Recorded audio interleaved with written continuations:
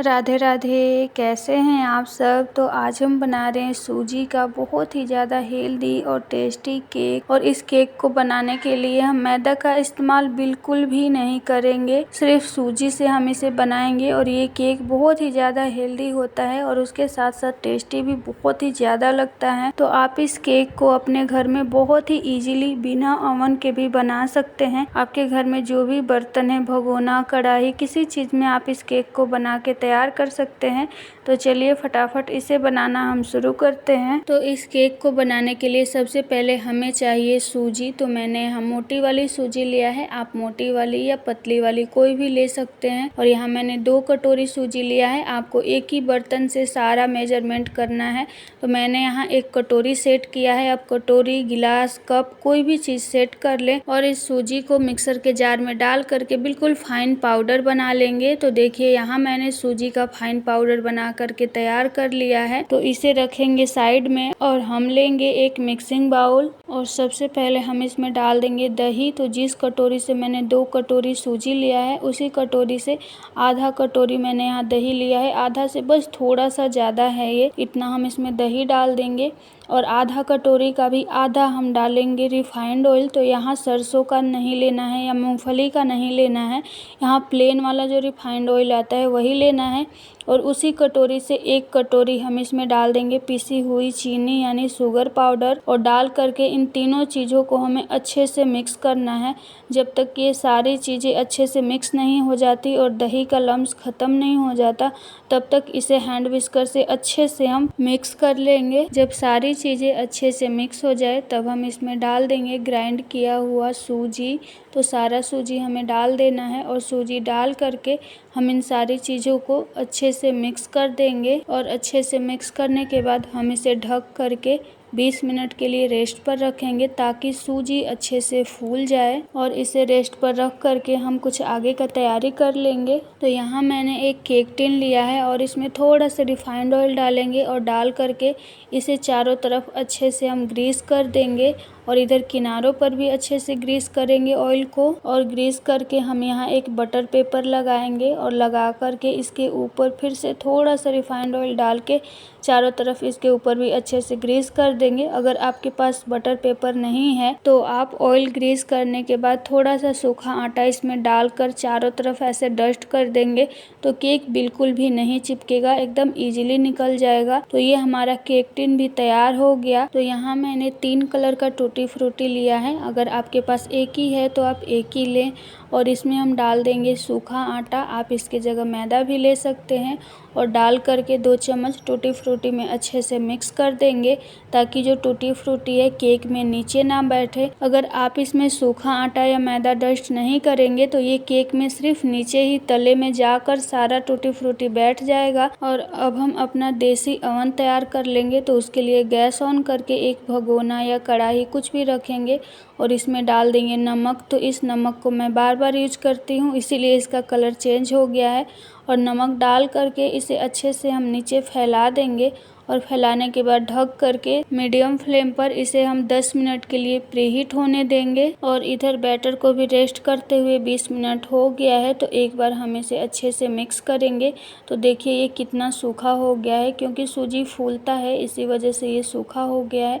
तो अब हम इसमें डालेंगे दूध। तो थोड़ा सा दूध डाल के और इसे हम अच्छे से मिक्स करेंगे। और आप जब भी केक बनाने के लिए दूध या दही का इस्तेमाल करें तो ठंडा नहीं करना है, नॉर्मल रूम टेम्परेचर का होना चाहिए दूध और दही दोनों ही चीज़ें। और केक बनाने के लिए कच्चा दूध का भी इस्तेमाल नहीं करना है, नहीं तो उससे केक का जो टेस्ट है वो बिल्कुल भी ख़राब हो जाएगा।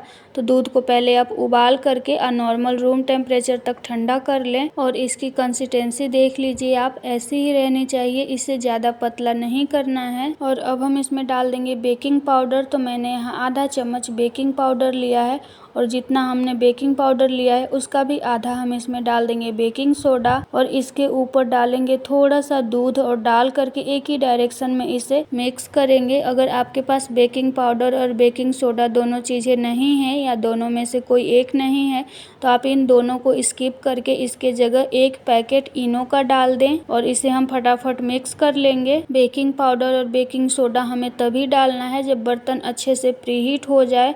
अगर आप डाल करके पहले ही रख देंगे तो केक बिल्कुल भी फूलेगा नहीं और बढ़िया नहीं बनेगा। जब ये अच्छे से मिक्स हो जाए हम इसमें ये टूटी फ्रूटी डाल देंगे जिसमें आटा डस्ट करके रखे थे हम, और डाल करके फटाफट इसे भी हम बैटर में अच्छे से मिक्स कर देंगे। और देखिए ऐसे ही इसे मिक्स करना है, या तो आप एक ही डायरेक्शन में मिक्स करें या आप ऐसे कट एंड फोल्ड तरीके से मिक्स करें। और मिक्स करके फटाफट हम इसे ऑयल ग्रीस की हुई केक टिन में ट्रांसफ़र कर देंगे, और ट्रांसफ़र करके हम इसे 4 से 5 बार ऐसे टैप कर देंगे ताकि ये अच्छे से सेट हो जाए और इसमें जो भी बबल्स हैं वो ख़त्म हो जाए। और टैप करने के बाद हम इसके ऊपर डाल देंगे टूटी फ्रूटी। मैं यहाँ सिर्फ टूटी फ्रूटी ही डाल रही हूँ, आप चाहें तो इसके ऊपर ड्राई फ्रूट भी डाल सकते हैं। तो ये हमारा केक बेक करने के लिए बिल्कुल रेडी है। और इधर हमारा बर्तन भी अच्छे से प्रीहीट हो गया है, तो हम इस नमक के ऊपर एक स्टैंड रख देंगे। अगर आपके पास स्टैंड नहीं है तो आप कोई छोटी सी कटोरी रख दें, और स्टैंड रखने के बाद हम इसके ऊपर तैयार किया हुआ केक का बैटर रखेंगे और रख करके हम इसे ढक देंगे। और ढक के 35 मिनट के लिए हमें मीडियम फ्लेम पर इसे बेक करना है। ध्यान रखें कि फ्लेम मीडियम ही होना चाहिए, ना ही लो होना चाहिए और ना ही हाई। तो इधर केक को बेक होते हुए 35 मिनट हो गया है, तो एक बार हम इसे चेक कर लेंगे। तो देखिए कलर तो बहुत ही बढ़िया सा आ गया है, लेकिन हम चाकू डाल के ऐसे सेंटर में चेक करेंगे तो देखिए चाकू एकदम क्लीन निकल के आ रहा है, यानी कि हमारा केक अच्छे से बेक हो गया है। तो हम इसे बाहर निकाल लेंगे। आप एक बार जरूर इसे चेक कर लें। अगर आपका केक 35 मिनट में बेक ना हुआ हो तो आप इसे 10 मिनट के लिए और बेक कर लें। जरूरी नहीं है कि सबका केक एक समय पे ही अच्छे से बेक हो जाए। जिसका जैसा चूल्हा या बर्नर रहता है उसके हिसाब से आंच भी कम या ज्यादा लगता है, तो थोड़ा सा समय भी कम या ज्यादा लग सकता है। और इस केक को बाहर निकाल के हम थोड़ा सा ठंडा होने देंगे, और जब ये ठंडा हो जाए हम इसके किनारों को पहले चाकू से ऐसे छुड़ा लेंगे,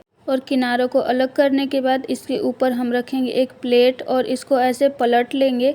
उसके बाद थोड़ा सा हम टैप टैप करेंगे ताकि केक जो है वो छोड़ दे। अभी गर्म में ही मैं आपको निकाल के दिखा रही हूँ, एकदम अच्छे से ठंडा नहीं हुआ है, बस थोड़ा ही ठंडा हुआ है। तो देखिए कितना क्लीन निकल के आया है, केक टिन भी बिल्कुल भी नहीं चिपका है। उसके बाद हम इसके ऊपर का ये बटर पेपर हटा देंगे। तो देखिए कितना आसानी से निकल रहा है और हमारा केक कितने अच्छे से बेक हुआ है, आप इसका जाली देख सकते हैं। उसके बाद इस केक को ना हम पलट लेंगे, यानी कि सीधे तरफ से कर लेंगे। तो ये देखिए कितना शानदार सा केक बनके तैयार हुआ है। तो यहाँ मैं केक को कट करके दिखा रही हूँ और ये कितना आसानी से कट हो रहा है। ये देखकर ही आपको पता चल रहा होगा कि केक कितना ज़्यादा सॉफ्ट और मॉइस्ट बना हुआ है। ये केक मुंह में बिल्कुल घुल जाने वाला केक बनके तैयार होता है। ये बच्चे हों या बड़े, किसी को भी बहुत ही ज़्यादा पसंद आता है और इसे बनाना भी काफ़ी आसान है। तो इस केक को आप इजीली बना सकते हैं। तो आप अपने घर में एक बार ज़रूर ट्राई कीजिएगा। अगर वीडियो पसंद आए तो प्लीज़ लाइक और शेयर ज़रूर करें। Thank you.